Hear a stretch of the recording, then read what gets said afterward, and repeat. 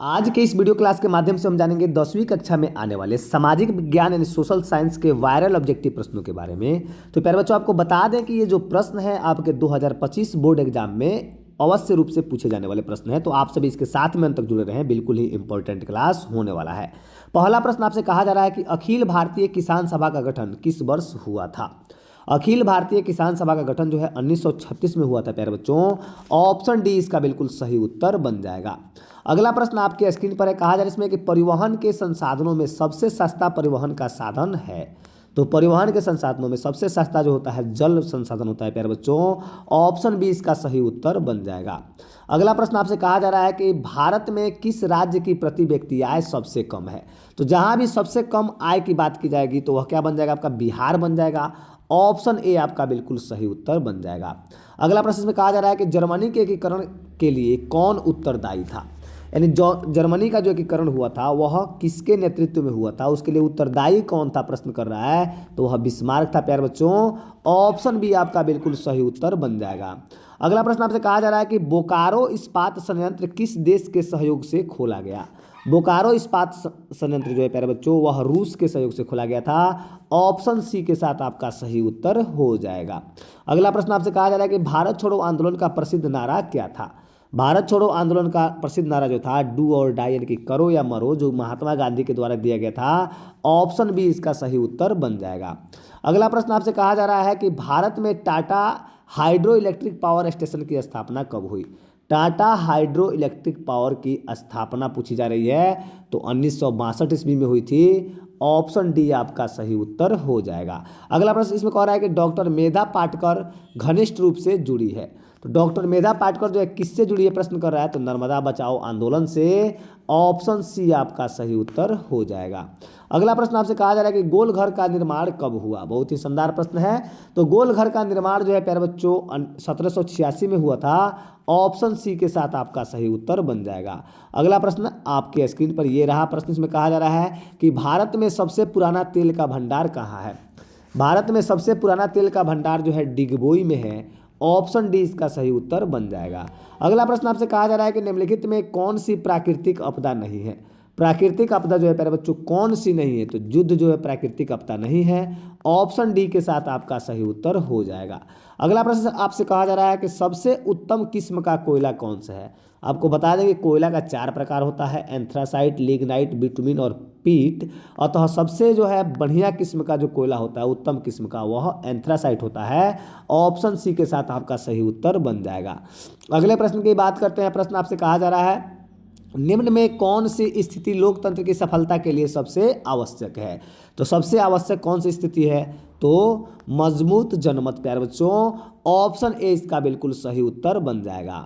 अगला प्रश्न आपसे कहा जा रहा है कि नदियों में बाढ़ आने का प्रमुख कारण क्या है। बहुत ही शानदार प्रश्न है। तो नदियों में बाढ़ आने का प्रमुख कारण पूछा जा रहा है आपसे। तो जल की अधिकता, नदी के तल में अवसाद का जमाव, वर्षा की अधिकता, ये सभी हो जाएंगे। अतः ऑप्शन डी इसका सही उत्तर बन जाएगा। अगला प्रश्न आपसे कहा जा रहा है कि निम्न में से कौन सा पंचायती राज व्यवस्था का दूसरा स्तर है। बहुत ही शानदार प्रश्न है। पंचायती राज व्यवस्था का दूसरा स्तर पूछा जा रहा है तो पंचायत समिति। पहला स्तर कौन सा होता है, ग्राम पंचायत, दूसरा पंचायत समिति और तीसरा होता है जिला परिषद। अतः ऑप्शन बी जो आपका बन जाएगा, ऑप्शन सी आपका बिल्कुल राइट आंसर बन जाएगा। अगला प्रश्न आपसे कहा जा रहा है कि चावल किस प्रकार की जलवायु का पौधा है। बहुत ही शानदार प्रश्न है। चावल जो है किस प्रकार की जलवायु का है, तो उष्ण और आर्द्र। ऑप्शन सी के साथ आपका सही उत्तर हो जाएगा। अगला प्रश्न कह रहा है इसमें कि मुद्रण सबसे पहले किस देश में आरंभ हुआ। बहुत ही शानदार प्रश्न है। यानी मुद्रण की कला जो है सबसे पहले किस देश में आरंभ की गई, तो वह जो है चीन में किया गया था। ऑप्शन ए के साथ आपका सही उत्तर हो जाएगा। अगले प्रश्न आपके स्क्रीन पर कह रहे हैं इसमें प्रश्न अंतर्राष्ट्रीय मानक संगठन ISO का मुख्यालय कहाँ है। बहुत ही शानदार प्रश्न है। ISO का मुख्यालय जो है प्यारे बच्चों जेनेवा में है। ऑप्शन ए के साथ आपका सही उत्तर बन रहा है। अगला प्रश्न इसमें कह रहा है कि किस वर्ष साइमन कमीशन भारत आया। साइमन कमीशन किस वर्ष भारत आया था, तो 1927 ईस्वी में। ऑप्शन सी के साथ आपका सही उत्तर बन जाएगा। बात करते हैं अगले प्रश्न की। अगला प्रश्न आपके स्क्रीन पर ये रहा। प्रश्न कह रहा है इसमें कि निम्न में से कौन सा आधुनिक मुद्रा का एक रूप है। बहुत ही शानदार प्रश्न है। आधुनिक मुद्रा का एक रूप कौन सा है, तो कागज के नोट। ऑप्शन बी आपका बिल्कुल सही उत्तर बन जाएगा। अगला प्रश्न आपसे कहा जा रहा है कि निम्न में से कौन से राज्य की विशेषता है। बहुत ही शानदार प्रश्न। इनमें से राज्य की विशेषता कौन सी है? तो वह जो है सरकार। ऑप्शन बी के साथ आपका सही उत्तर बन जाएगा। अगला प्रश्न आपसे कहा जा रहा है कि आयुर्वेद का जनक किन्हें कहा जाता है? बहुत ही शानदार प्रश्न है। तो आयुर्वेद के जनक की बात करें प्यारे बच्चों तो वह जो है चरक है। चरक को जो है आयुर्वेद का जनक माना जाता है। ऑप्शन बी आपका सही उत्तर बन जाएगा।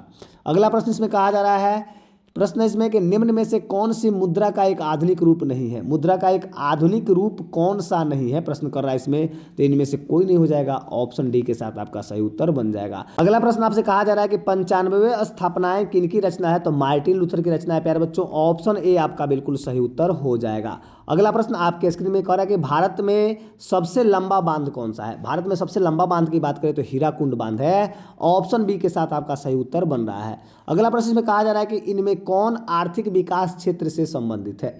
आर्थिक विकास क्षेत्र से कौन है? तो सहकारी क्षेत्र है। ऑप्शन डी के साथ आपका सही उत्तर हो जाएगा। अगला प्रश्न आपके स्क्रीन पर है प्यारे बच्चों, कहा जा रहा है कि इनमें कौन बहुराष्ट्रीय कंपनी है? बहुत ही शानदार प्रश्न है। बहुराष्ट्रीय कंपनी कौन है? तो आपके एलजी, सैमसंग, कोका कोला सभी है। तो ऑप्शन डी के साथ आपका सही उत्तर हो जाएगा। अगला प्रश्न आपके स्क्रीन पर कह रहा है इसमें कि आजकल मुद्रा का कौन सा रूप अधिक प्रचलन में है? तो मुद्रा का कौन सा रूप जो है आजकल अधिक प्रचलन में है प्यारे बच्चों, प्रश्न कर रहा है आपसे, तो वह जो है आपका पत्र मुद्रा है। ऑप्शन सी के साथ आपका बिल्कुल सही उत्तर हो जाएगा। बात करते हैं 29 नंबर प्रश्न की। प्रश्न इसमें कहा जा रहा है कि इनमें से कौन प्राकृतिक आपदा नहीं है? बहुत ही शानदार प्रश्न है। तो आपका आतंकवाद जो है प्राकृतिक आपदा नहीं है। ऑप्शन सी आपका बिल्कुल सही उत्तर हो जाएगा। अगले प्रश्न की बात करते हैं। प्रश्न आपसे कहा जा रहा है कि निम्नलिखित में किस नदी को बिहार का शोक कहा जाता है? बहुत ही शानदार प्रश्न है। तो कोसी नदी जो है प्यारे बच्चों बिहार का शोक नदी है। ऑप्शन सी के साथ आपका बिल्कुल सही उत्तर बन जाएगा। अगला प्रश्न आपके स्क्रीन पर है, कह रहा है इसमें कि भारतीय डाक विभाग की स्थापना कब हुई थी? बहुत ही शानदार प्रश्न। तो भारतीय डाक विभाग यानी कि 1854 में। ऑप्शन बी के साथ आपका सही उत्तर हो जाएगा। अगला प्रश्न आपसे कहा जा रहा है कि बाढ़ के समय हमें कहाँ जाना चाहिए? तो बाढ़ के समय हमें ऊंची भूमि पर जाना चाहिए प्यारे बच्चों। ऑप्शन इसका ए बिल्कुल आपका राइट आंसर हो जाएगा। अगला प्रश्न आपके स्क्रीन पर है, कह रहा है इसमें कि संचार का सबसे लोकप्रिय साधन। बहुत ही शानदार प्रश्न है। तो संचार का सबसे आजकल लोकप्रिय जो है मोबाइल है प्यारे बच्चों। ऑप्शन बी आपका बिल्कुल सही उत्तर बन जाएगा। अगला प्रश्न आपसे कहा जा रहा है कि निम्नलिखित में कौन प्राकृतिक आपदा है? बहुत ही शानदार प्रश्न है। तो प्राकृतिक आपदा पूछी जा रही है तो भूकंप आपका प्राकृतिक आपदा है। ऑप्शन सी के साथ आपका बिल्कुल सही उत्तर बन जाएगा। बात करते हैं 35 नंबर प्रश्न की। कह रहा है इसमें कि रूसो किस देश का दार्शनिक था? बहुत ही शानदार प्रश्न है प्यारे बच्चों। रूसो किस देश का दार्शनिक था? तो फ्रांस का। ऑप्शन ए आपका सही उत्तर हो जाएगा। अगला प्रश्न कह रहा है इसमें कि जनसंख्या का घनत्व तो सबसे अधिक है, यानी जनसंख्या का घनत्व जो है सबसे अधिक कहाँ है? तो महानगरों में है। ऑप्शन डी के साथ आपका सही उत्तर हो जाएगा। अगला प्रश्न आपके स्क्रीन पर है, कह रहा है इसमें कि सौर ऊर्जा निम्नलिखित में से कौन संसाधन है? बहुत ही शानदार प्रश्न है। तो सौर ऊर्जा जो है निम्नलिखित में से कौन संसाधन है? तो पुनः पूर्ति योग्य संसाधन है प्यारे बच्चों। ऑप्शन बी के साथ आपका सही उत्तर बन जाएगा। अगला प्रश्न आपके स्क्रीन पर ये रहा प्रश्न। इसमें कहा जा रहा है, अगला प्रश्न है कि निम्नांकित में कौन संचार सेवाओं का अंग है? बहुत ही शानदार प्रश्न है। तो संचार सेवाओं का अंग पूछा जा रहा है कि कौन है, प्रश्न इसमें कर रहा है। तो इसमें आंसर जो हो जाएगा आपका इनमें से सभी हो जाएंगे। समाचार पत्र, टेलीफोन, टेलीविजन सभी हो जाएंगे। ऑप्शन डी आपका सही उत्तर बन जाएगा। अगला प्रश्न कहा जा रहा है इसमें कि बृहद क्षेत्र में जल की उपस्थिति के कारण ही पृथ्वी को क्या कहा जाता है? तो नीला ग्रह कहा जाता है। ऑप्शन बी आपका सही उत्तर हो जाएगा। अगला प्रश्न इसमें कह रहा है कि ककोलत जलप्रपात बिहार के किस जिले में स्थित है? बहुत ही शानदार प्रश्न है। ककोलत जलप्रपात जो है नवादा जिले में है प्यारे बच्चों। ऑप्शन बी आपका सही उत्तर हो जाएगा। अगला प्रश्न आपसे कहा जा रहा है कि निम्नलिखित में कौन जो है केंद्र शासित प्रदेश है? तो चंडीगढ़ केंद्र शासित प्रदेश है प्यारे बच्चों। ऑप्शन सी के साथ आपका सही उत्तर बन रहा है। अगला प्रश्न इसमें कहा जा रहा है कि कृषि कार्य में महिलाओं की भागीदारी है। बहुत ही शानदार प्रश्न है। तो कृषि कार्य में महिलाओं की भागीदारी 40% है। ऑप्शन बी के साथ आपका सही उत्तर हो जाएगा। अगला प्रश्न आपसे कहा जा रहा है कि संघ राज्य का उदाहरण है। बहुत ही शानदार प्रश्न। संघ राज्य का उदाहरण है कौन है? तो अमेरिका है।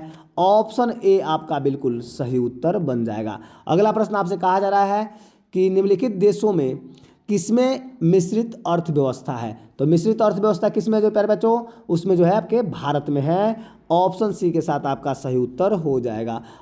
अगला प्रश्न आपके स्क्रीन पर है, कहा है इसमें कि भारत में राष्ट्रीय आपातकाल की घोषणा कब हुई?